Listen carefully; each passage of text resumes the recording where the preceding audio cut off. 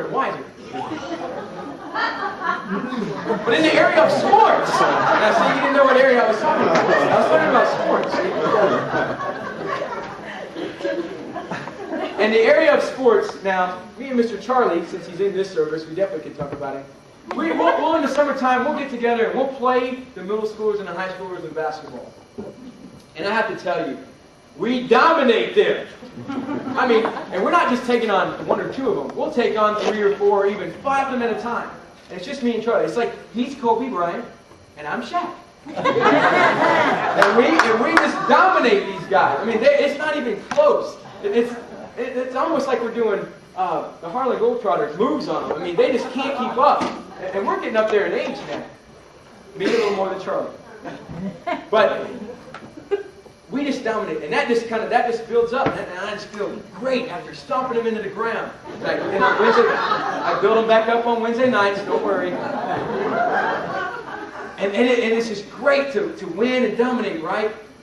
But then I learned how to swallow that pride, and I get served a little bit of humble pie because then I get to go up with older students, like to the rec center at Land O'Lakes, or I go down to Northdale Park, or go to Nye Park, and playing older guys who are bigger than me, faster than me, and jump over me to slam dunk the ball. Or they jump up in my face and they'll block it. And I'm no longer like Shaq. I'm kind of more like Spud Webb. Some of you guys don't even know who that is. I do. But I definitely began to learn how to swallow that pride. And I get to feel humility real genuine. Because the fastest way for us to get to the destination of true humility is by contemplating what the donkey taught us. And he taught us that who Jesus is and who Jesus is like. What Jesus is like. And when we think about the fact that he isn't a legend, he isn't some superstar, he isn't a comic book hero, he isn't just some movie star, he isn't just some role model to look up to. Jesus is the Son of God. Amen. He is the Messiah. That's right. And it was his choice. Sometimes we forget that. But this was Jesus' choice to receive us rather than reject us. Hey, can you get that this morning? Are you soaking that in? That it was his choice. We begin to get a glimpse of how awesome it is what Jesus did for us. It is almost as if we're standing on the edge of the incredible extension of the Grand Canyon. Maybe some of you guys have been there. You've stood there on the awesomeness and the wow of how incredible that is and what God had created. The unbelievable vastness and the sight of it. And as you stand there, it really, on the edge of that, it puts you in your place. It really gives you a perspective of how little you are. That's just a small sense of how we feel. We compare our finite selves to an infinite God. There was a man by the name of John the Baptist. Maybe you're familiar with him. Guy in the Bible who foretold about Jesus coming into the world. And then one day, while he was talking to his disciples, Jesus decides to compare John the Baptist to every other human being. And he says in Matthew 11, "Believe me, no one greater than John the Baptist has ever been born in all of mankind." Wow. If Jesus said that about you, what a great compliment to take, right? But John the Baptist comes back, and he compared himself to Jesus Christ. In John chapter 1, verse 27, he says, "I am not good enough to untie his sandals." John says, "I'm not worthy enough to hold his flip-flops." He understood who Jesus is and what Jesus is like. He very quickly puts his life into perspective. That's what God is calling us to do this morning. The Bible says in James 4:10, "You must humble yourselves in the sight of the Lord before he will lift you up." This morning, you might be asking, as I've asked, what does a humble person say? Humble person says this: "I admit it, flat out, that I am far from being perfect. And yes, I could compare myself to some people, and I could stack up. I might look pretty good next to some people out there in the world.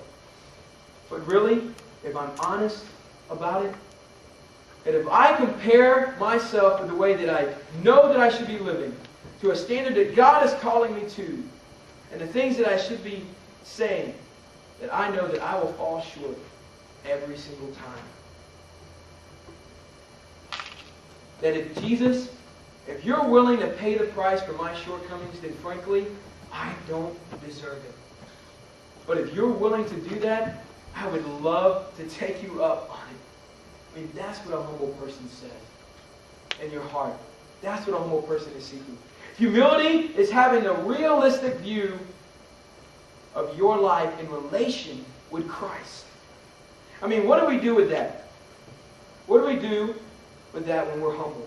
This begins to break down those barriers, those pride walls that we've begun to put up in our lives.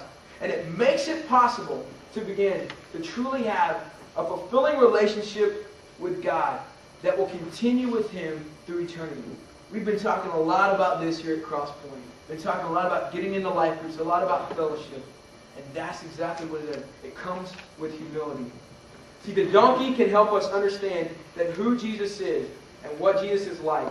And finally, the third thing that the donkey helps us understand this morning and illustrates for us is what Jesus deserves. In our story today, it's found in Luke chapter 19, verses 30 through 35. We see that Jesus is approaching Jerusalem, and He told a couple of His followers, He says, go into a little village over there, and when you go, you'll go in, you'll find a donkey that has never been ridden and is tied up. I want you to untie the donkey, bring it to me, so that I can ride it into Jerusalem. And in case the owners come up and they ask you, what are you doing? You would just tell them, the Lord needs it. Now I want you to imagine how the disciples must have felt as they walked into this village. Now it would kind of be like if we were to go over here and we would go into, say, like the parking garage at Citrus Park at the mall, and you were going to go take a car. And you're going to get in it, you're going to steal it. And the owner comes out. Now you picture this, a big owner, guy, big tall guy, tattoos on top of his tattoos, big goatee, it's braided. I don't know why it's braided, but it is. And he comes up, hey man, what are you doing with my car? And you're just going to look back and, the Lord needs it. I mean, what's going to be your feeling? If God asks you to go and take, and that's all you're going to say. You're not going to come with any other excuse. You're just going to say, the Lord needs it. Now let's imagine, as the Bible records this, and Jesus foretold them where they would find it and everything, and sure enough, the owners show up. And what are you doing? And all they say is, the Lord needs it. I mean, if we could put that response of how the owners would respond, what do you think it would be? It would be simply this. Sure, take it. I mean, the attitude of the donkey's owners was this. If the Lord wants it, He's got it. I mean, what better use could this animal that I own serve than to serve the servant king? Right? I mean, if what the donkey teaches us is true, and Jesus really is the Messiah, the Son of God, then the bottom line of what we want to say this morning is that just the fulfillment of the prophecies alone, not to mention the other evidence, proves conclusively that Jesus is the Messiah. If Jesus really is humbly offering Himself as a payment for our wrongdoing, and the second point really this morning is that He didn't just say that He was doing it, He allowed Himself to be tortured to death on Good Friday to prove that what He said was true. If Jesus really is the Messiah, and if He says He really is what the donkey taught us, what He is like, a humble servant wanting to forgive us, then the question I want to ask you this morning, in light of what you've heard this morning, what is the appropriate response to what Jesus deserves? I mean, what should our response